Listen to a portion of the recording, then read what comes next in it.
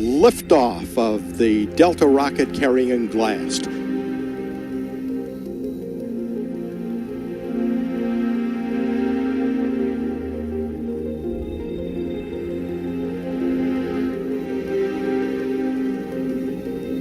Liftoff of the Delta rocket carrying Blast.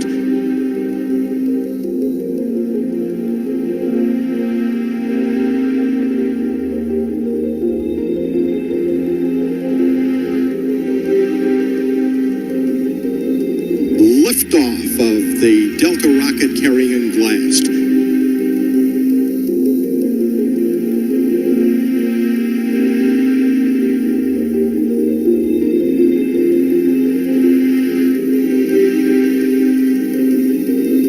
Liftoff of the Delta rocket carrying Blast.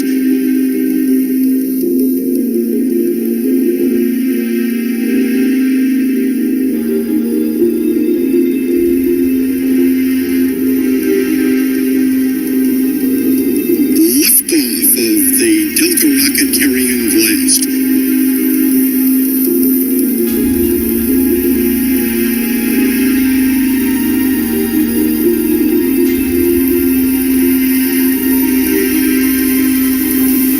Liftoff of the Delta rocket carrying Blast.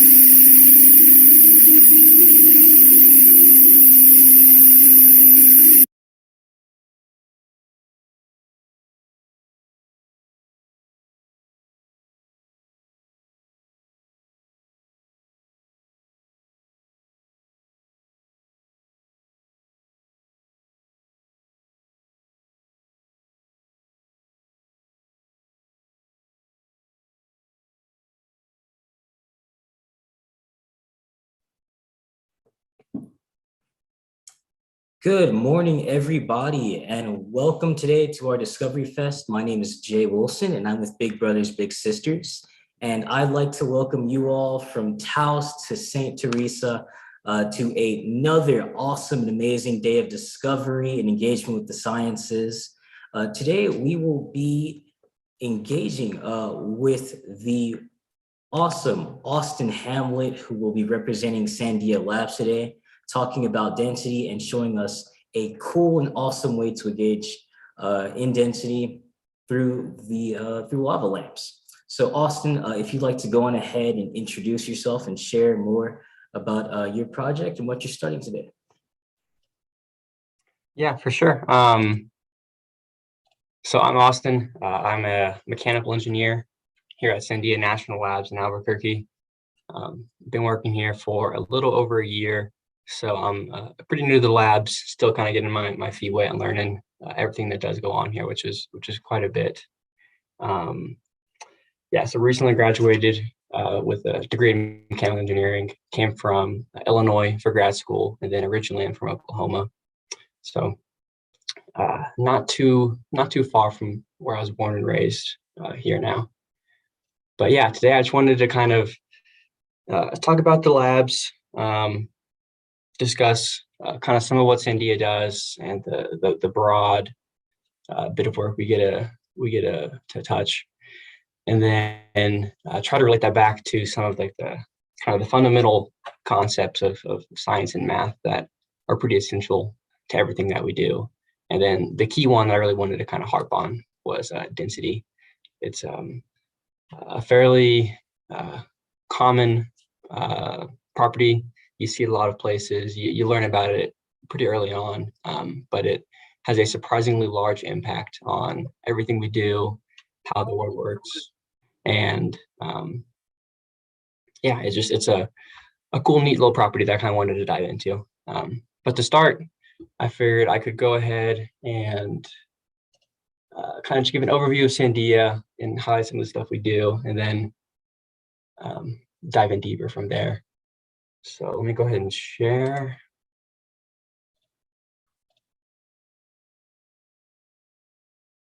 Okay. Yep, and we have sound being shared. So this first video is just a video of our roots at Sandia, kind of gives you an overview of some of the stuff that we do. So as you watch this, I just want you to think about kind of the diverse set of skills that are required to put a lot of these things together. And then also, if you can, think about how density might play an effect in some things that you see.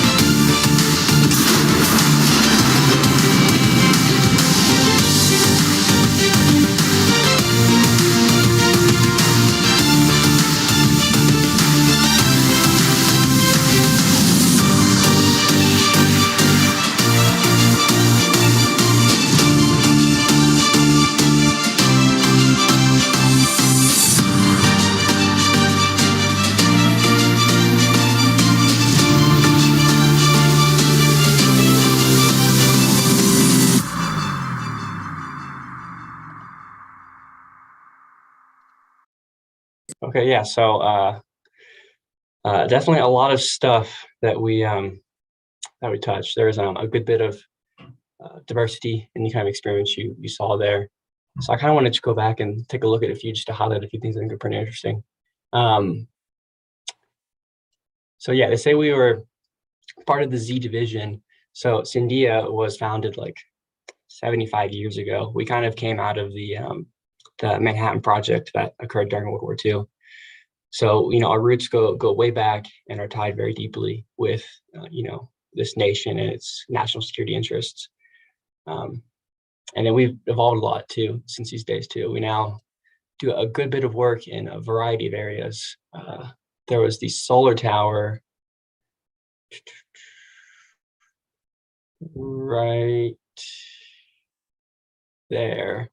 So here you can see a bunch of mirrors, and what these do is they actually reflect sunlight to a single point onto a solar tower, And this is on Pearland Air Force Base in Albuquerque. So this is way out, kind of in the desert and stuff. So a lot of sun, and they'll actually take these panels and they'll change the angle such that every single one reflects right to a single point onto this big solar tower, which is where this photo was taken from. And that'll heat up a little spot, and they'll use that heat and convert that to electrical energy. So this is just one of the big setups we have for trying to evaluate some solar energy research and technologies that we eventually hope to kind of see a little more mainstream. And then we also do a good bit of simulation work. So this looks to be some kind of molecule simulation where they're looking at some kind of structure. But there's a good bit of simulation that goes on as well. So when you think about the diverse backgrounds that people would need to kind of set up these things and conduct these simulations. So you're going to have a lot of mathematicians, people that are very familiar with how to model and explain behavior of objects, by using math. And then you probably have a lot of chemists as well that are actually creating these structures, putting these things together and saying, based on the chemistry that they know, that this is how something may work.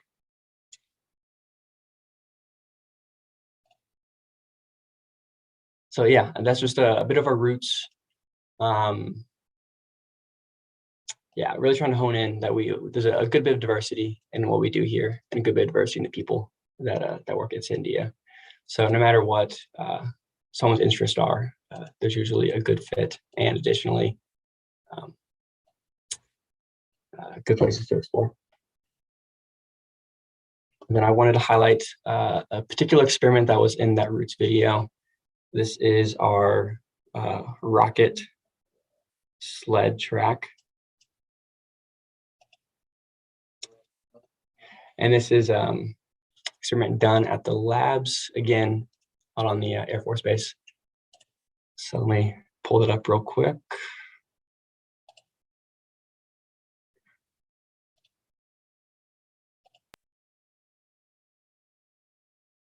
Okay, sweet. Yeah, so as we watch this one, I'm probably going to stop it here and there to try to highlight a few things I think are pretty interesting and worth noting. But again, think to yourself, and if you want to, you can put it into like a chattering thing. Just what are you noticing? What kind of experiments are being run? What kind of skill sets are required to pull this all together and to make this entire operation work and successful? Let launch in T-minus 3, 2, 1, 0.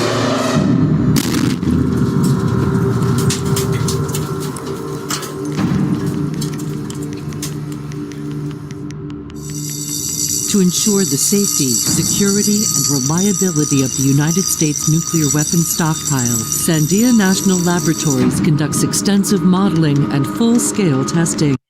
Okay, yeah, so here we are at the rocket sled track, again, out on Pearland Air Force Base. They have it labeled here, but this will be our unit under test. And then the rocket is way down there. And this is the sled track it comes on. It's basically like a railroad track. And they have some rockets on it, and it just goes down these rails at very high speeds, and then will impact our unit under test right there. This video shows one of the many tests Sandia conducts using an inert unit to ensure our nation's nuclear weapons are safe, secure, and reliable. 4 Nike rocket motors accelerate a massive steel and concrete target. Yeah, so this will be the object that's actually colliding with that rocket way down there on the other side of the track. So yeah, they're trying to mimic an impact with this angled surface of what the rocket would do if it were flying in the air, and then it itself impacted the surface at this angle. So as you watch, just try to think, just make a prediction. What do you think is going to happen when this does collide with our rocket down on the other side of the track?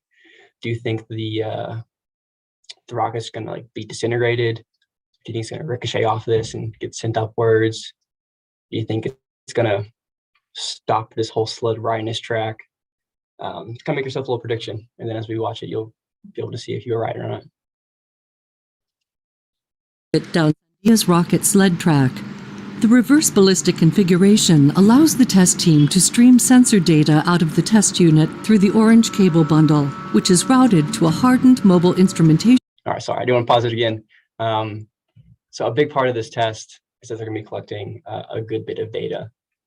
They're trying to, evaluate models they have set up and compare that to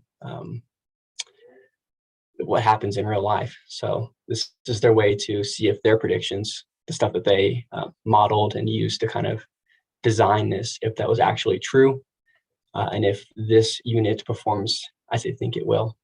And an interesting point too is this cable is quite large. So this is all of the sensors they have internal to the unit. They have like accelerometers. They probably have some temperature probes, multiple things that they're measuring throughout the experiment. And then all that data they're going to have reported out real time. We'll look at it later. Austin, we do have a question from one of our attendees.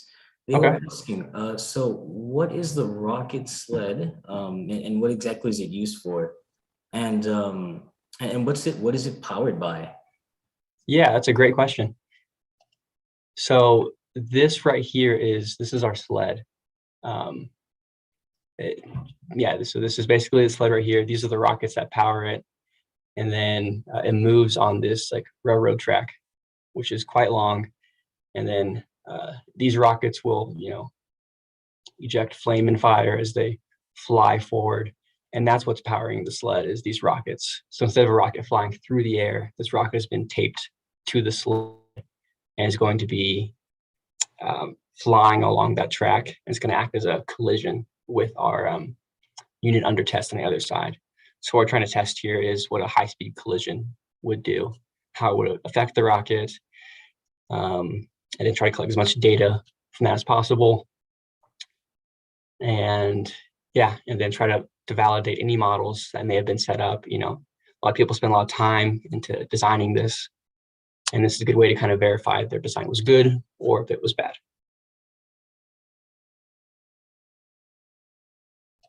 All right, then we'll go back to this part and resume playing. Data out of the test unit through the orange cable bundle, which is routed to a hardened mobile instrumentation unit that records the test events. The test unit is suspended from above to allow target impact to be representative of impact conditions. Okay, so another interesting point.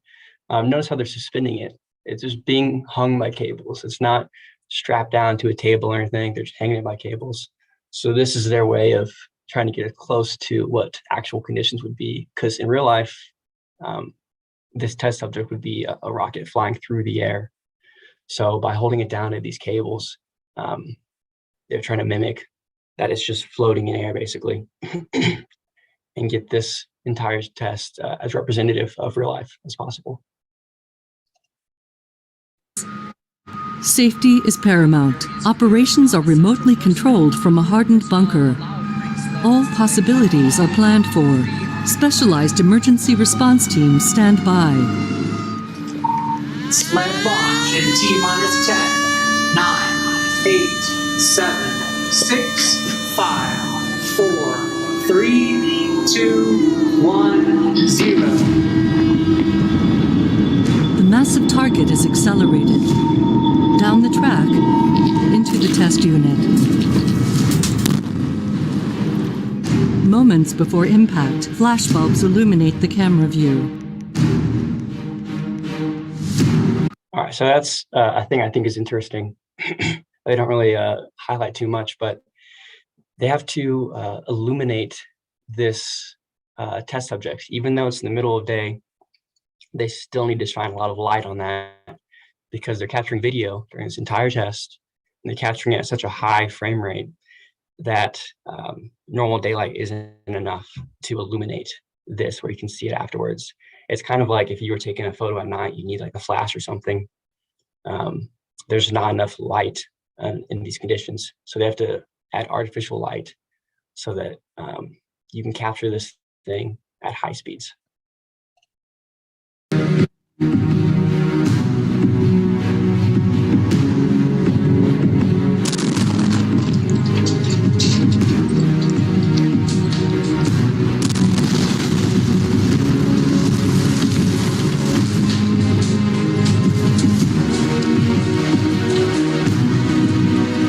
itself is only a few hundredths of a second.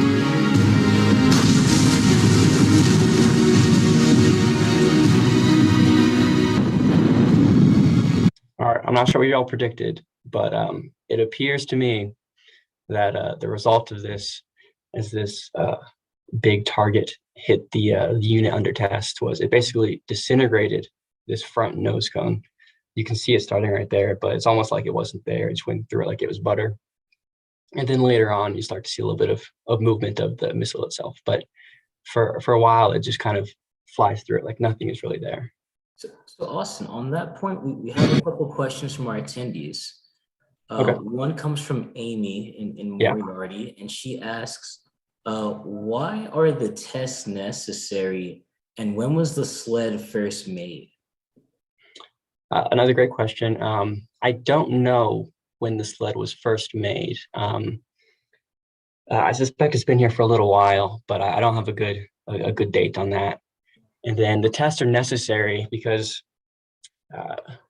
we're trying to prove that these designs that were made and manufactured work as intended. You know, if we were to make a car, for example, we're trying to sell that car. If we never drove it around and showed that it worked, then we really wouldn't have a good argument for this being a good car. So everything you design and build, you want to be able to put through some kind of test to verify that what you intended your design to do, it does in fact do. So in this test, they're trying to show that in a high impact, that perhaps it withstands it to a certain degree. Maybe they're trying to show that it falls apart to a certain degree. Maybe that's what they wanted out of their design. But this entire test setup is trying to show that whatever their design intent was, that in the actual conditions of the real world, that the design performs as intended. Yeah, so that's largely the reason behind the test. This next question comes from Richard, and he's just asking, what are the missiles made out of? So they're made out of a lot of things. Hard for me to tell. I'm not very familiar with this particular one, but it looks like we have some metal right here, probably a steel of some sort. We got a lot of screws and fasteners that kind of hold the whole thing together. Like the if you're doing any woodworking, there's a lot of screws involved in that. Same thing here. You have a bunch of screws that kind of hold these parts together and keep them intact. And then aside from that, it's really hard for me to tell. A lot of internal components, probably a lot more like your metals. You got some aluminums and steels and stuff, and then I think the whole thing was kind of painted over.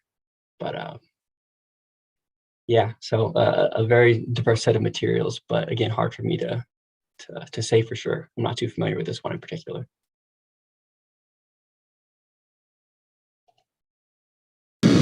Sensors, gauges, and quantitative high-speed imaging systems provide data for the supercomputer models.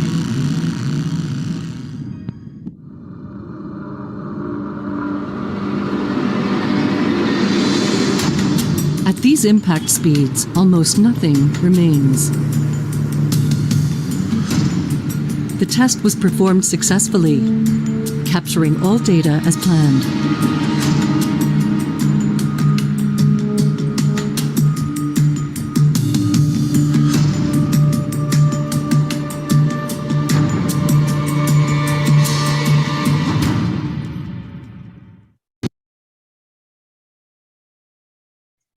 Okay, so that was our, well, I'm trying to, there we go. So that was our video on the rocket sled experiment. Just another pretty exciting experiment that occasionally gets to be done at the labs. I myself have never gone to witness one, but they seem like a ton of fun. Hopefully someday I can actually go and do one. They also have some tests in Hawaii where they will actually launch the rockets up in the air, and I've heard those are an absolute blast to get to go work on. So fingers crossed one day I'll get to make it out to Hawaii and enjoy that. So yeah, I don't think I highlighted it too much, but during that experiment, there were a lot of people involved, and there were a lot of skill sets involved. So you had your mechanical engineers that probably did a lot of the design, you had your test engineers, they would have set up the test. You had your computer scientists that helped with the data collection and the processing of that data. You also had your videographers, people that filmed everything and were able to capture what happened so that we could see that today and see it in a nice, cool format like that video on YouTube was. So next, I want to dive into density a bit more. It's a very common thing in our world that you interact with every day. And it's a pretty fundamental principle that a lot of work that I myself do. As a mechanical engineer, I use density all the time. It's a very important property of materials. It is useful in a variety of ways and is essential whenever you are designing parts, whenever you are selecting materials, whenever you're trying to show that whatever you make will survive in the world and operate as intended. So I just want to ask everybody, what is, density? Whenever I say density, what do you think of? Are there stuff that is more dense than others? If so, do you have any examples that come to mind? Is there anything that, whenever I say something's highly dense, is there anything that, you immediately think, oh, this, of course, is highly dense? So in my mind, usually stuff that's a little bit lighter, I tend to think of as less dense. So for example, a feather is usually pretty light. Definitely not the densest thing in the world. If you have a pillow full of feathers, it's not a very dense pillow. For taking up that amount of space, that pillow, there's not a lot of weight to it. If you were instead to have, a pillow of bricks, probably be a little heavier, probably a little less comfortable. And even though that pillow takes the exact same space as your pillow of feathers, that pillow of bricks is heavier because it is a denser material. So that's kind of a quick little fun example. So basically density, I don't know if I spelled it out particular, but density is just the measure of how much weight or mass is there per unit volume. So even though the two pillows, the brick and the feather one, take up the same amount of space, they have different densities. The brick pillow is denser, and therefore that brick pillow is going to weigh more.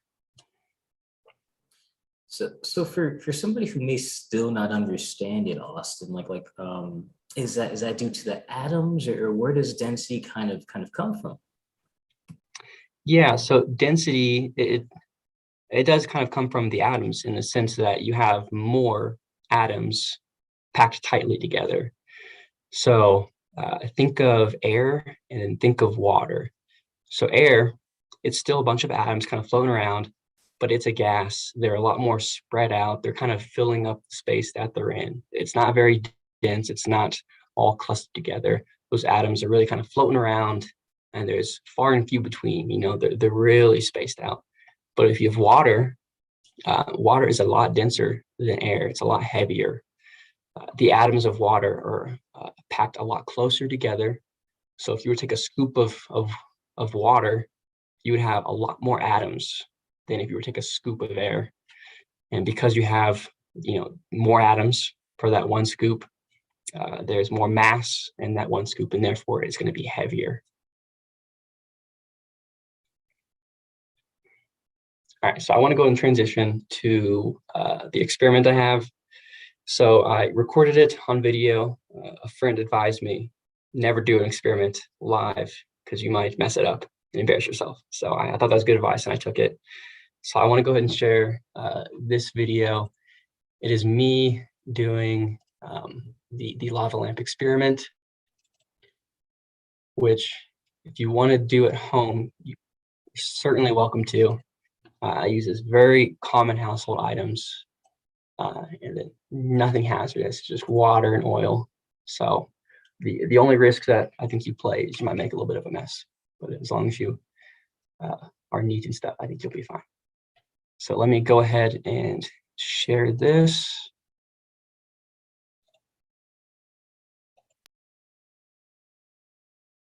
All right, sweet. And this is the lava lamp experiment. All right, this is our lava lamp experiment.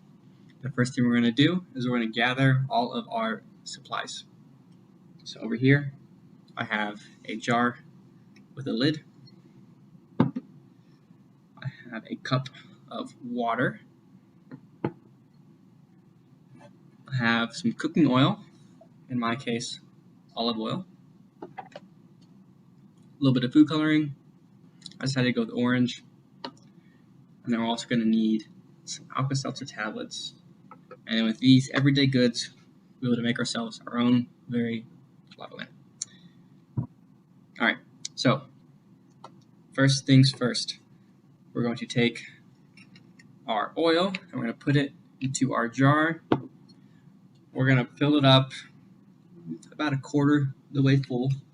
So not too much oil, but just a little bit. Okay.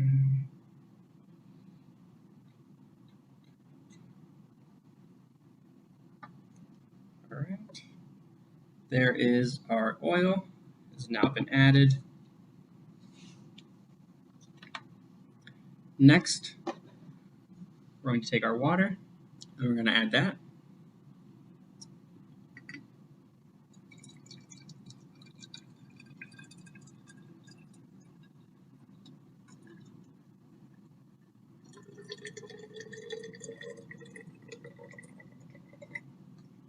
Okay, there is our water.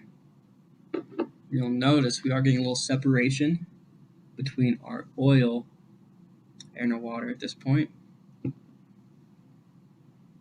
Okay, and then what I'm going to do next is I'm going to take the food coloring and I'm going to put 1 drop in there.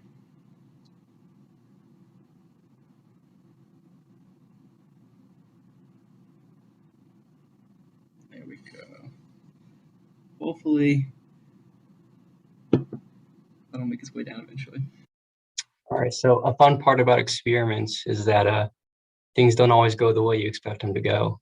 So whenever I was doing this, I took some food coloring. I didn't really know how new or old this food coloring was, and as you'll see, it was actually pretty old food coloring. So it didn't really mix too well at first, and yeah, that's just kind of a problem I had to work through, and that's a pretty common thing whenever you do kind of run experiments and test yourselves, is you'll expect something to go one way, and then it'll go the complete opposite way, and you'll have to kind of think about it on the fly and try to rationalize, what happened, what was different, and why did it not turn out as I expected. My little help. So what we're gonna do is we're gonna put the jar on, or put the lid on the jar. We're gonna give it a little shake. But before I do that, think to yourselves, what's gonna happen with the with our oil and our water?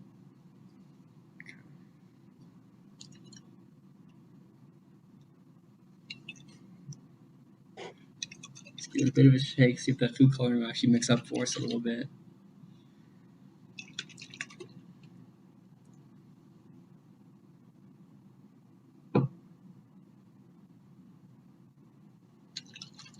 All right. I think it did a little bit. It's a little hard to tell. So let's give it a second. See if anything interesting happens.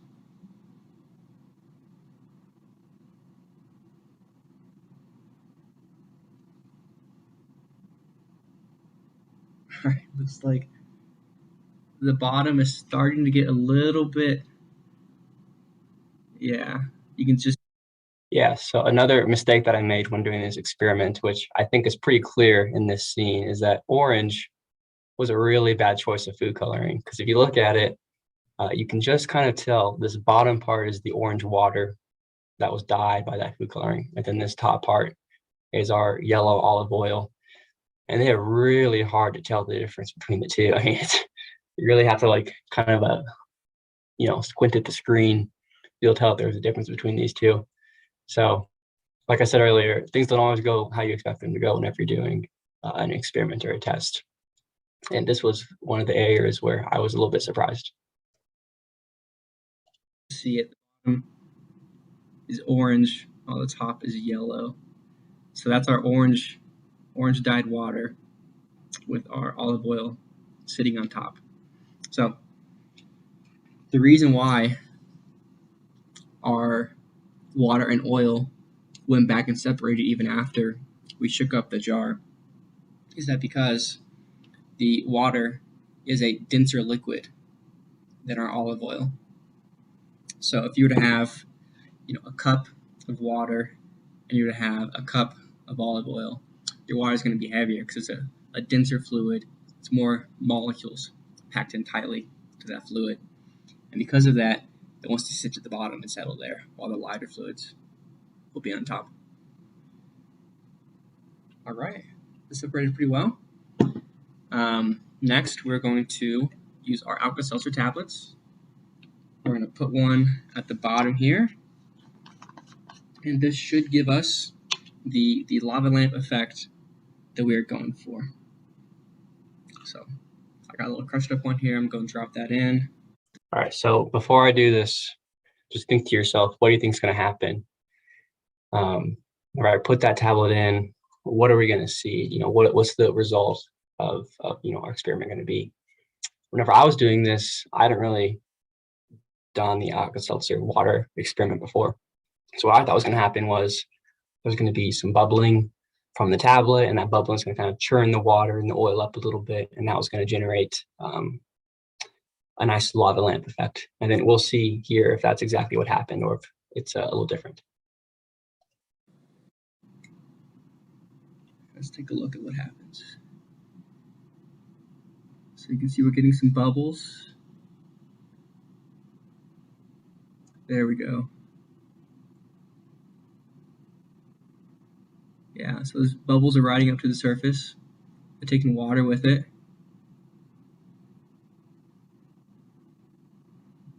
Let's see if we can do another tablet in there. Get our lava lamp going a little bit faster. Oh, even the seltzer tablet just went up. Whoa. Well, that's pretty interesting. Let's put another tablet in there.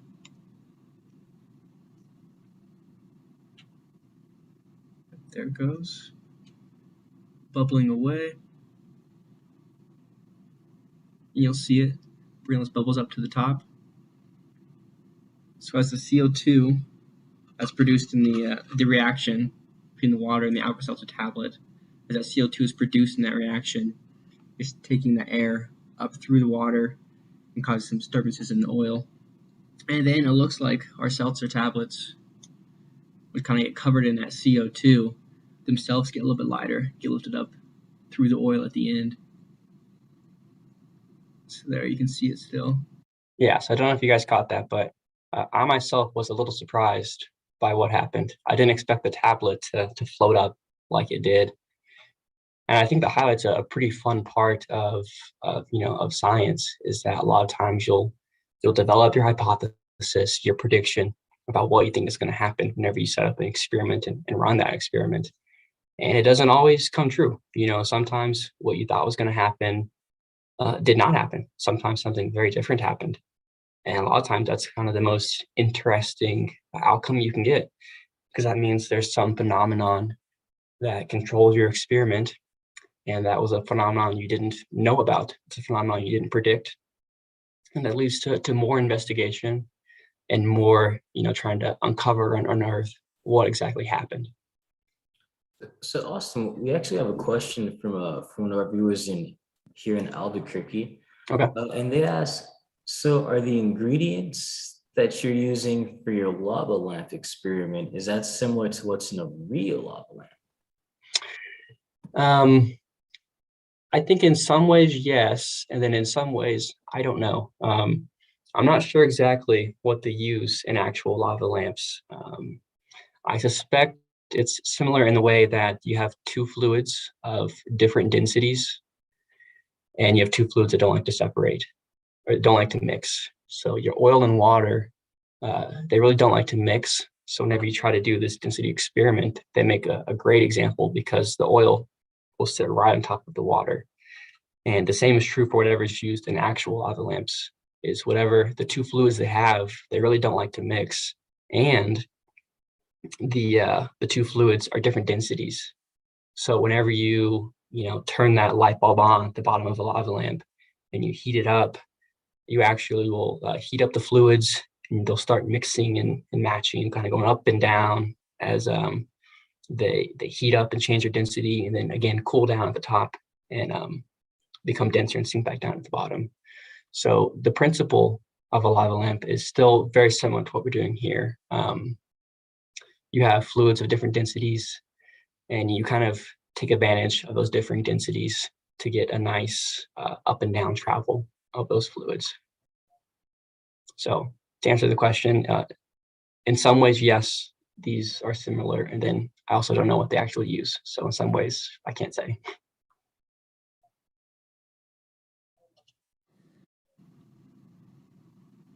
Yeah, a lot of bubbles going up through that. And then is the tablet going to take off again? Yeah, there it goes. And yeah, there it goes.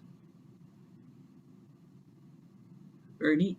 All right, and then another fun little side note, the chemical reaction that we were seeing there between the alka-seltzer tablets and the water is just between those alka-seltzer tablets and the water.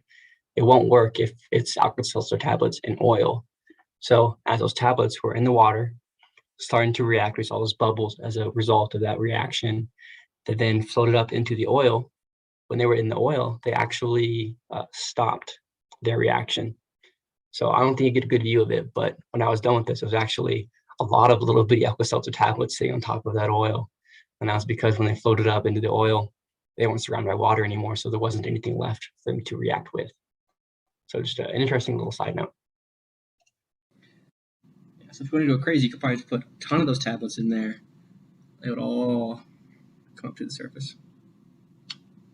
All right. Well, that is our homemade lava lamp. Hope it was a good demonstration of density for you. And thank you.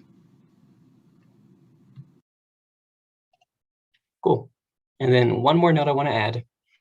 If you do this experiment at home, and I hope you do, it's a really fun one. Once you are at that point and your fluids are nice and colored and separated, if you just do a nice slow turn with the bottle, you'll actually see a really good lava lamp effect. And I didn't do that here because I didn't realize it at the time.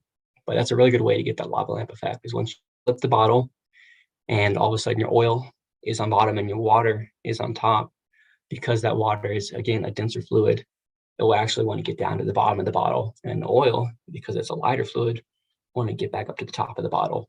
So you get some nice little bubbles of oil that'll creep their way up through the bottle, and you get a really nice lava lamp effect from that. So if you do this, make sure you do some nice slow flips at the very end. That's where you're going to get some of your coolest visual results out of this experiment. All right. And awesome, we just had another question come in. This is from Stacy in Santa Fe. And what she asks is, what did you have to study, or what did you have to do to be able to go and work at a Sandia National Labs? Yeah, so there are a lot of paths that can lead a person to a national lab. For me in particular, I studied mechanical engineering. So that is just engineering that focuses on a lot of like mechanics and physical objects. So think of like gears within cars, think of, beams in buildings. Those are all kind of mechanical things. And that's a large part of what we kind of study and hone our skill set toward during college. But even prior to college, I kind of just focused a lot on my math and science. So I really liked math growing up. It was without a doubt my favorite subject. So that was one that I, spent a lot of time and energy toward, because for me, it was a lot of fun. It was like solving, puzzle problems. And that's how I approached math, and I really enjoyed it. And it seemed like a pretty good fit to go into engineering from there. But, aside from me, there are a lot of people at the labs with a lot of backgrounds. So you have computer scientists, people that are phenomenal with programming and computers. You have engineers of all sorts. You have chemists, that are great with, chemistry and atoms and understanding how when you mix two things together, how they're going to react and what you're going to get as a result of that reaction. And then you also have a lot of people that are, have other skill sets. So a lot of the videos that get made here get made by people that are, really great filmmakers. They're great with cameras and editing software, and they can put together a phenomenal video that a person like me just would not be able to do. So there are a wide array of things that people do here at the labs, but a good bit of it is a lot of our science and technology stuff, and that's the path that I took. And then at this point, I am pretty much done with my presentation. So if there are any questions, do feel free to ask them. I'm happy to answer anything and everything that people ask. All right, so we actually do have quite a few questions that have come in. Okay. And folks are really, really interested in the speed sled. So lots of questions about that. Okay, that sounds good. But one of the questions was this. So I know that you mentioned earlier about Hawaii, Mm-hmm. and Thomas, who's actually down in Las Cruces, he wants to ask, what are the other places where you guys do this sort of testing?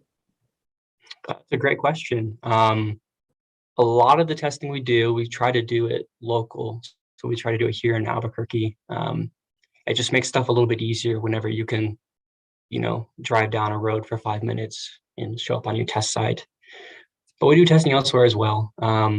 So like I said, Hawaii, we do some rocket launches down there. I recently worked on a project where we worked with NASA, and they had a test site out in Virginia, just off the coast of Virginia. And that was also a rocket launch. So we did a rocket launch from Virginia. We have some people in Texas and some people in California. And I don't know the extent of everything they do, but they no doubt do a lot of testing out there as well. Awesome. And would you say like this is a job where you get to travel a lot? If that's something that kids would like to do is travel, is that something you could do with this sort of work, Austin? Yeah, you certainly can. I mean, different roles lead to different amounts of travel, but yeah, if you're interested in getting to do a lot of traveling, there are people that do spend a lot of time in those Hawaii test sites, and they're often going to, see rockets launch, or they're often going to see whatever experiment they have get tested. And if that's the case, they very frequently need to be out on the test site in case something goes wrong, or, there's a last minute hiccup and they have to go fix it. So there is, if you want to pursue it, there's a good bit of travel that some people can do here at the labs. Awesome. Hawaii and rockets. Sounds like quite the job. Our next question is asking, how long is the sled, and what is the biggest sled that you guys used to test? Great question. I don't know how long that sled really is. I bet it's at least like a quarter of a mile, if not longer. Because you got to imagine, we're trying to get those rockets up to a pretty good speed. So you need to have a good size track to really let those rockets, propel the sled to its full speed. So I don't know exactly how long it is, but I do suspect it is quite a large sled. And then the biggest thing we've tested on the rocket sled, I'm not for sure the biggest thing we've tested, but I do know that we have we've tested like big airplanes before, for not on the rocket sled, but on other stuff. But there's been, some experiments done before where they'll take a rock or take a plane out to the desert, and they'll, run their tests on it and everything. So every now and then we do get some pretty big objects that we are curious to test and to see how stuff performs. Awesome. And so this next question, this comes from Seamus, and he's asking, what is the coolest test that you've done? Coolest test that I've done. Well, when I was in college, a really fun one that I got to do was I had a team that actually built like a little race car for one of our class projects. So we built this race car, and you can actually ride in it. So that was probably some of the funnest testing we got to do, because we were getting to ride around in this car on a little bitty track, and that's about as fun as it gets, I think.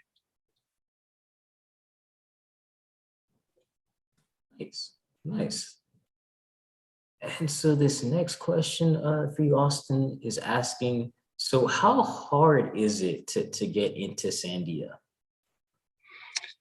I mean, it can be, it's doable. It can be tough. I mean, you really just need to be, if you're trying to like end up working here, I think the big thing is you just got to be a pretty disciplined person, and you got to be able to focus on your studies. So there is,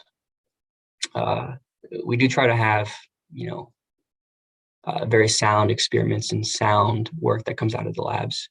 So it can be, if you're a disciplined student, you shouldn't really have any problems, because we do like to bring a lot of people in and bring new ideas in.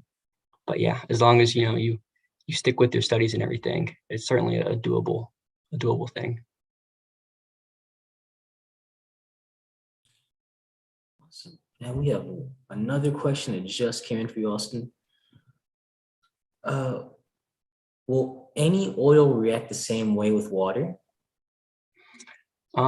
That's a really good question, and I'm not too sure. I suspect a lot of oil will react pretty similar. So I'm trying to think of a few examples. I know if you do other cooking oils, like if you did like canola oil or something, it'd be pretty similar. You'd have it kind of float on top. And then I'm thinking about oil that you get from the ground. And that is a separate fluid. It's not the same as water. But if you think of like your oil spills, which are terrible when they happen, but when they do happen, a big issue with them is that oil will float on the top surface of the water. And again, I suspect that is going to be because of density, because that oil is a less dense fluid. It behaves very similarly. Oil will float to the top of the water. And then because it doesn't like to mix, you're just going to get like a sheet of oil on top of your water.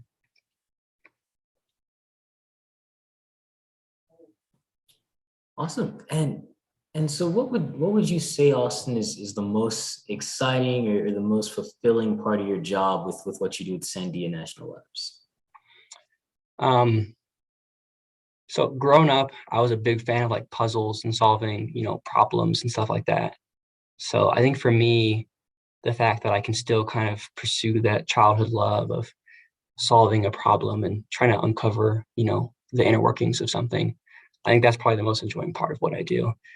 Because, I'll be presented with a problem, and I have to figure out, why did this happen? What's causing it? What are the effects? And to approach that problem, I a lot of times use kind of the skills I learned throughout school.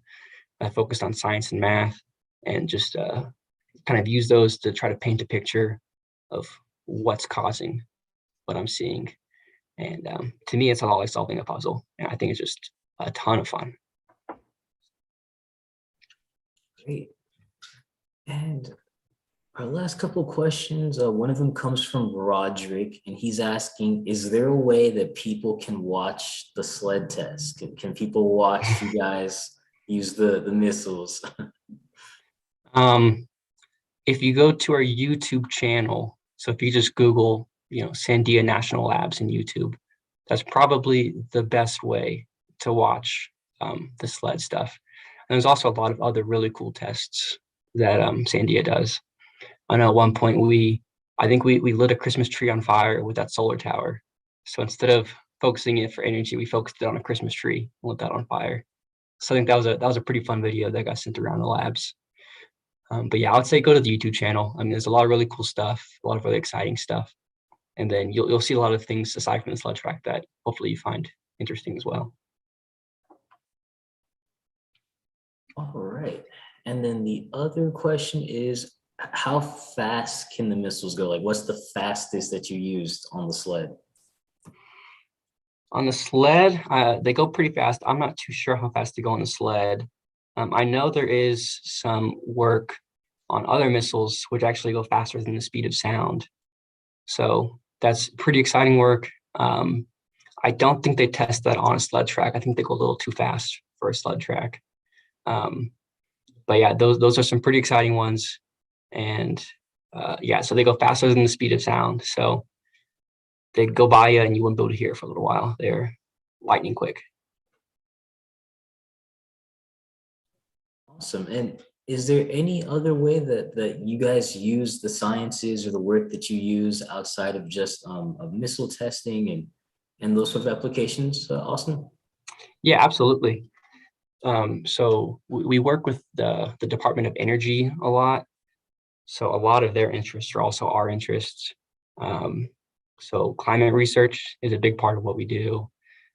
Trying to just kind of model the climate, use our understanding of how fluids move, how things react to temperature, and try to piece these all together to form the bigger puzzle that is the the Earth and the climate.